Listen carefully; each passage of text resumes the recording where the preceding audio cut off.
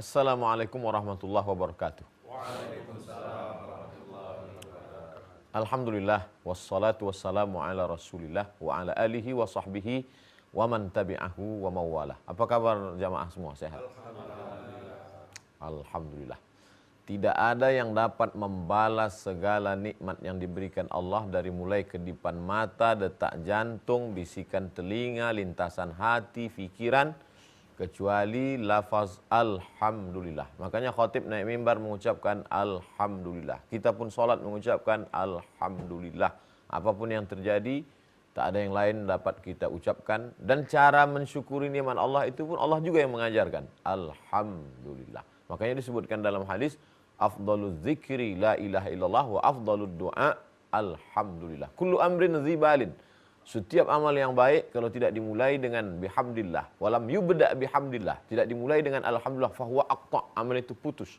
Tidak bisa dibawa sebagai bekal menghadap Allah. Maka amal kita, majelis ilmu kita ini, kita tidak ingin menjadi amal yang sia-sia. Kita mulai dengan alhamdulillahi rabbil alamin. Pemirsa di rumah, begitu juga dimanapun berada. Mudah-mudahan kita senantiasa dalam ridha Allah. Amin ya rabbal alamin. Sebelum kita mulai ayat yang akan kita bahas, ada mungkin yang mengganjal di pikiran, supaya ketika kita mengkaji ayat-ayat ini dalam keadaan sudah tenang. Kalau ada yang mau ditanyakan sebelum kita mulai, kita bahas dulu insyaallah. Baik. Assalamualaikum warahmatullahi wabarakatuh. Waalaikumsalam warahmatullahi wabarakatuh. Pertanyaan saya, Ustadz, hidup ini kan tidak luput dari ujian. Ada yang kita dialami ujian kehilangan orang yang kita cintai. Kadang ada juga kehilangan harta yang kita cintai. Seharusnya sebagai umat muslim, apa yang harus kita lakukan, Ustadz? Kehilangan orang, kehilangan harta. Dua-duanya berbeda. Yang satu manusia, yang satu benda. Tapi ada titik persamaan antara keduanya, bahwa kita sama-sama menyukainya.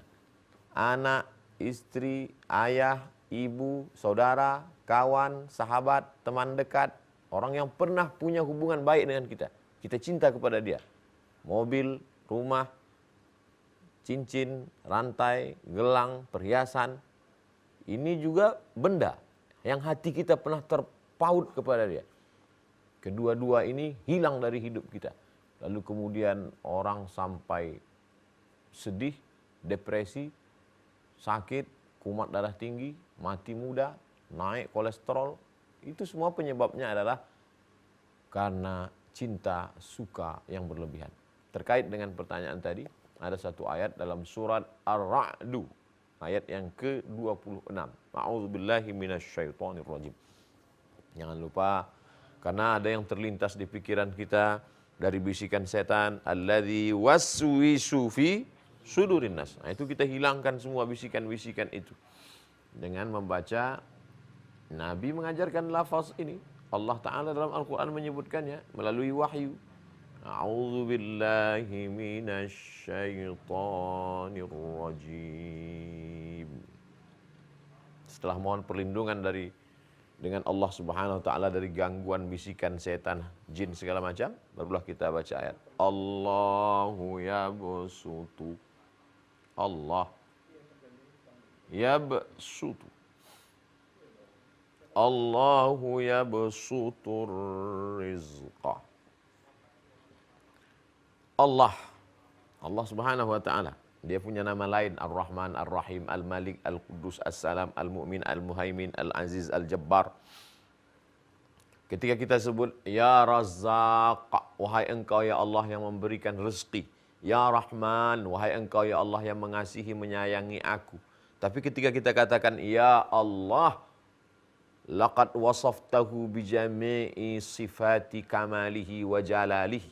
Saat engkau katakan Ya Allah, saat itu engkau sedang menyebutkan segala sifat keindahan dan kesempurnaan Allah Subhanahu wa taala. Oleh sebab itu semuanya tetap kita pakai. Ya Rahman, Ya Rahim, Ya Malik, Ya Quddus, Ya Salam, Ya Jabbar, Ya Mutakabbir, Ya Khaliq, Ya Bari. Tapi kita Ya Allah. Allahu yabsutu diambil dari kata basata. Basata. Asal kata basata melebarkan tangan. Allahu yabsutu. Allah meluaskan, melapangkan, memberikan, mengulurkan. Apa yang dia berikan, dia lapangkan, dia luaskan itu. Ra, zai, qab. Rizqun. Orang kita menyebut rezeki. Enggak bisa bilang zai. Rezeki, rizki. Macam-macam. Rezeki, rizki, bahkan rezeki. Itu dah rezeki kita. Terserah. Tapi yang jelas kalau baca Quran betulkan makharijul hurufnya. Allahu yabsutur rizqa. Allah yang melapangkan rezeki. Artinya apa? Wahai orang yang kaya jangan sombong. Karena kekayaanmu itu dilapangkan Allah, rezekimu Allah yang melapangkannya. Dan itu bagian dari ujian. Oh, jadi ternyata tadi kan dalam pertanyaan yang namanya ujian itu kalau kehilangan, ternyata tidak. Justru dilapangkannya rezeki juga adalah ujian.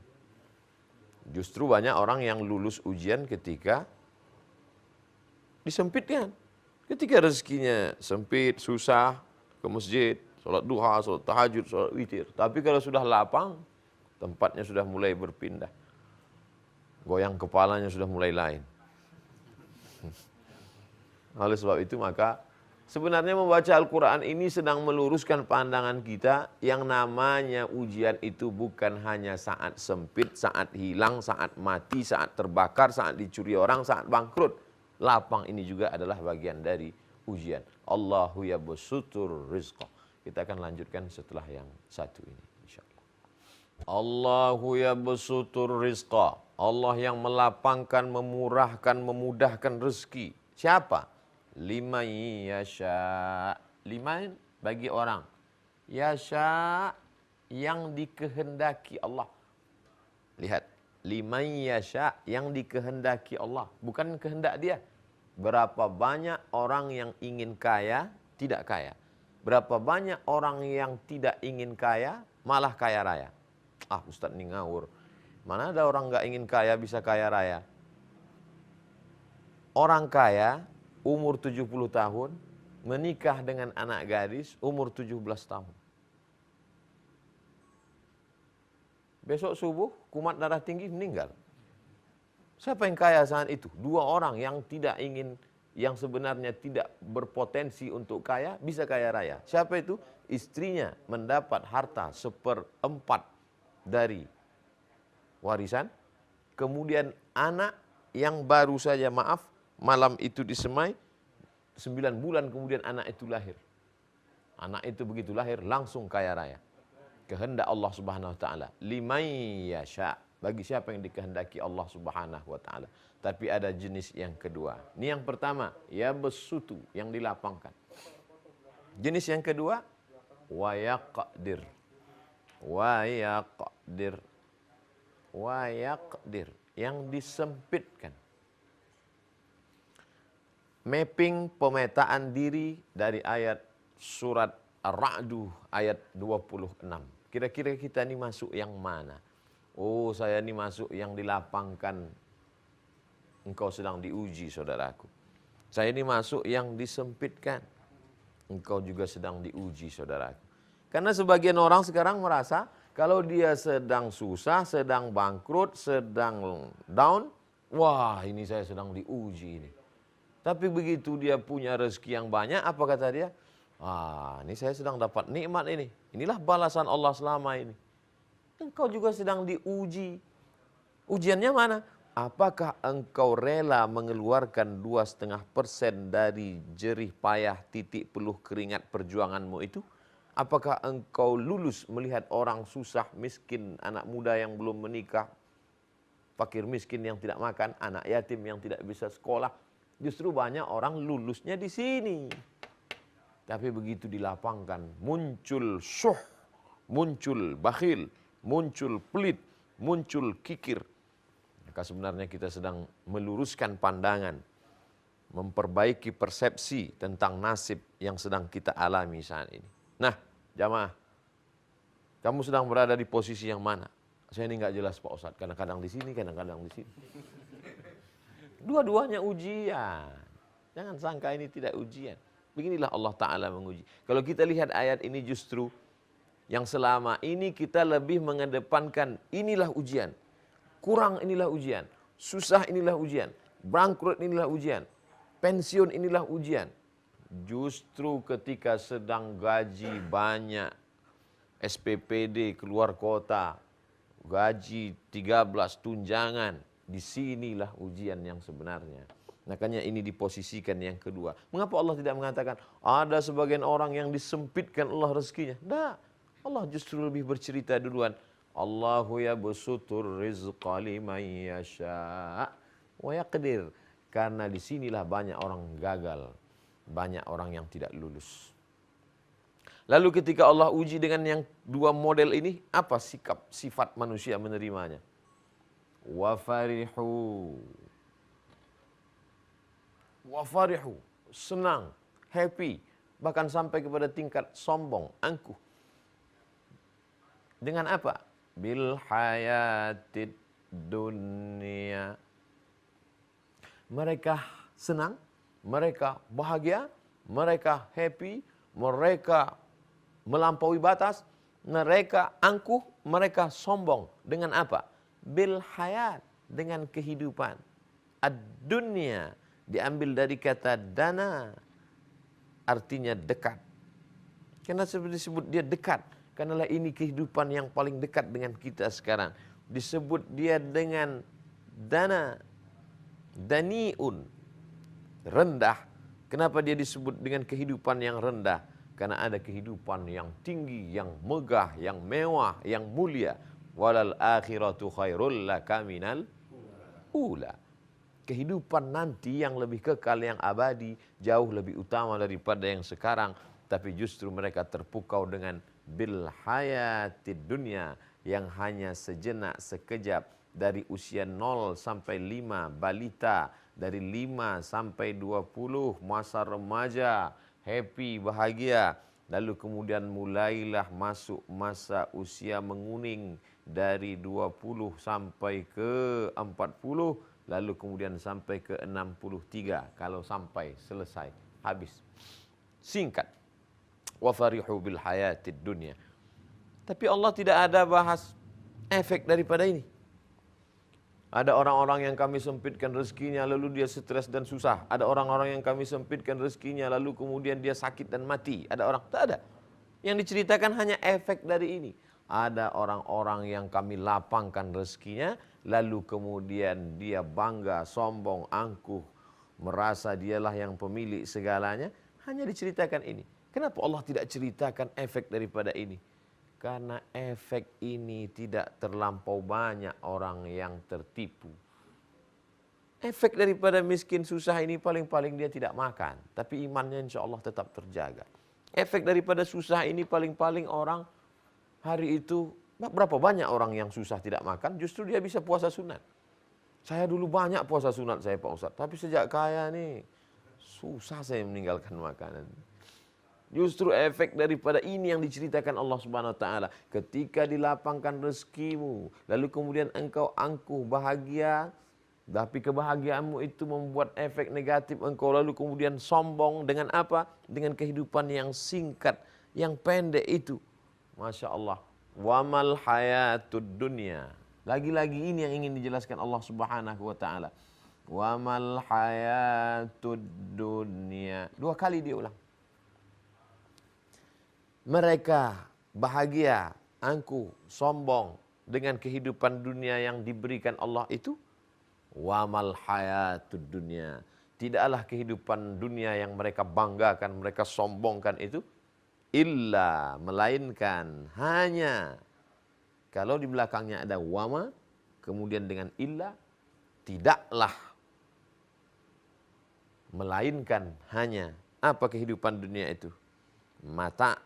Hanya sedikit daripada kenikmatan, sedikit daripada kebahagiaan, sedikit daripada kelebihan yang diberikan Allah Subhanahu wa taala. Kita akan lanjutkan pembahasan ini, penjelasan ini setelah yang satu ini.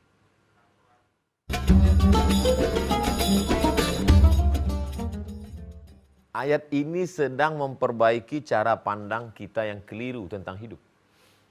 Alhamdulillah Pak Ustadz, kehidupan saya sekarang sudah mapan, nyaman, enak.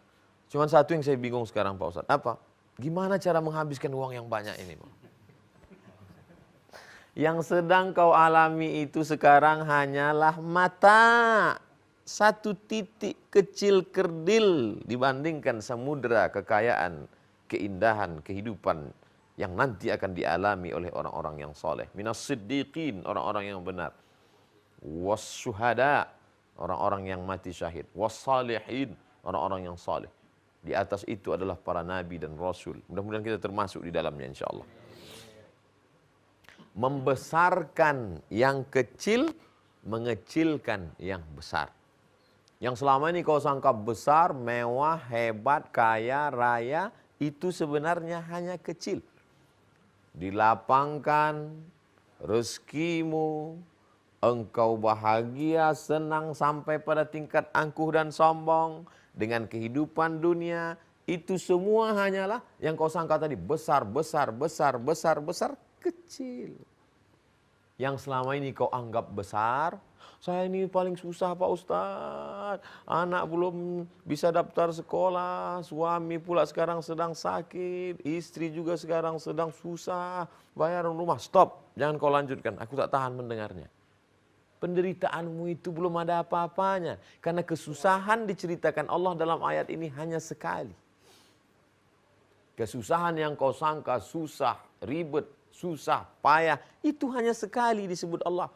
Tapi kebahagiaan yang besar, rezeki yang melimpah, sampai membuat engkau bahagia, sampai merasa engkau tidak perlu butuh pada orang lain, itu semuanya hanyalah mata.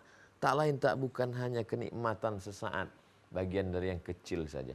Betapa satu ayat dari surat Ar-Ra'du 26 sedang meluruskan cara pandang kita. Jangan sampai salah fikir. Sekarang banyak orang salah fikir menjalani hidup.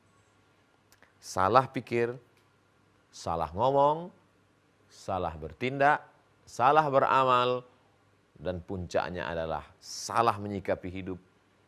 Dan salah dalam kehidupan yang singkat ini akan berefek pada menerima akibat yang luar biasa dalam kehidupan yang berikutnya. Khalidina fiha abada, kekal selamanya dalam neraka jahanam. Gara-gara apa? Gara-gara salah menyikapi hidup. Surat Ar-Ra'du ayat 26 sedang mengajak kita men-setting ulang, memprogram ulang tentang cara kita menyikapi hidup. Sesungguhnya kesenangan, kebahagiaan yang kita terima selama ini adalah ujian. Luluskah kita dengan ujian ini? Insya Allah, dengan pertolongan Allah. Apa tanda orang lulus ujian? Dengan melimpahnya rezeki makin banyak sedekahnya. Dengan melimpahnya rezeki makin banyak orang susah yang tertolong. Dengan melimpahnya rezeki makin banyak syukurnya pada Allah. Dengan melimpahnya rezeki makin rajin sholat berjamaah. Lulus. Bagi yang susah, yang melarat, yang miskin, itu juga ujian. Dan itu kecil. Hanya sekali disebut. Wa yaqdir.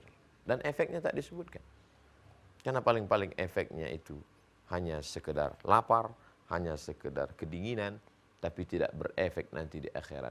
Tapi ketika engkau lalai berzakat, membiarkan anak yatim, fadzalikal ladzi yad'ul yatim wa la yahuddu ala ta'amil miskin. Siapa itu?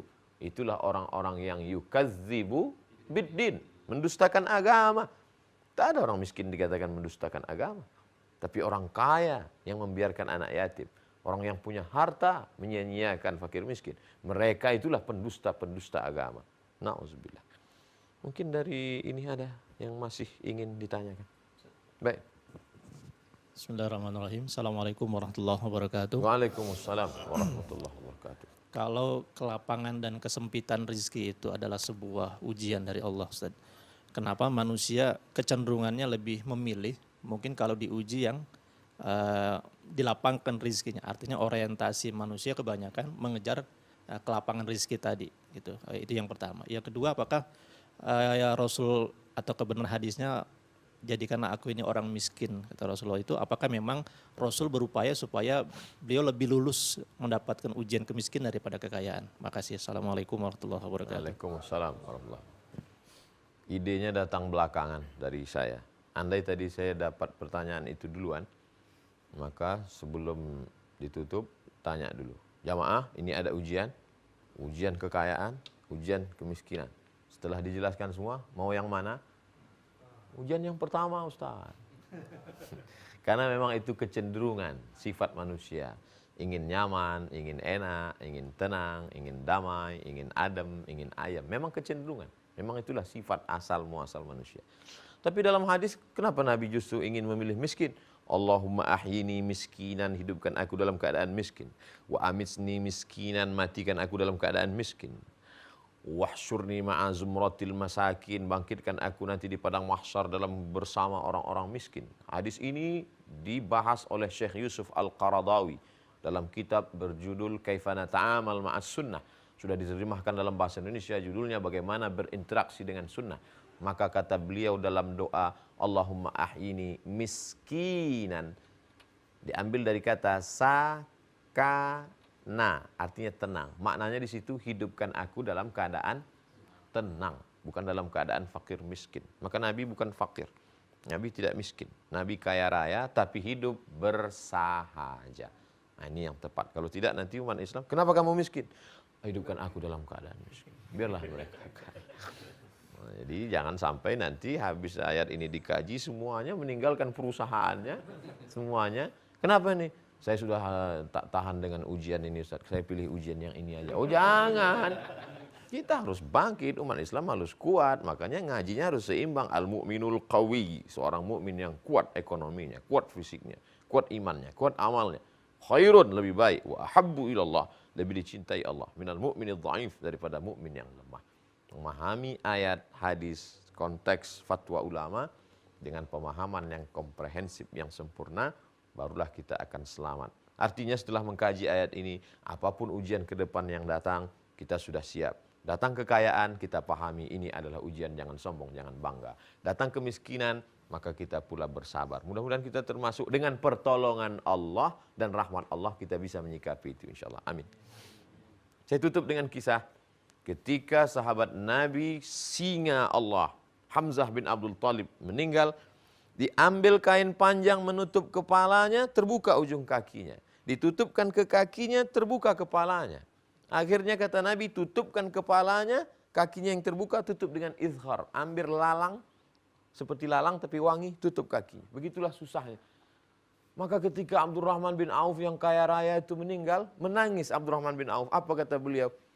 Hamzah yang mulia meninggal dalam keadaan kain tak bisa menutup kakinya. Aku khawatir dengan kekayaanku ini, aku termasuk orang yang disegerakan Allah dapat nikmat di dunia, sehingga di akhirat tak dapat nikmat lagi. Mudah-mudahan kita mendapat nikmat di dunia ini, di akhirat dapat lagi sekali lagi insya Allah. Terima kasih. Assalamualaikum warahmatullahi wabarakatuh.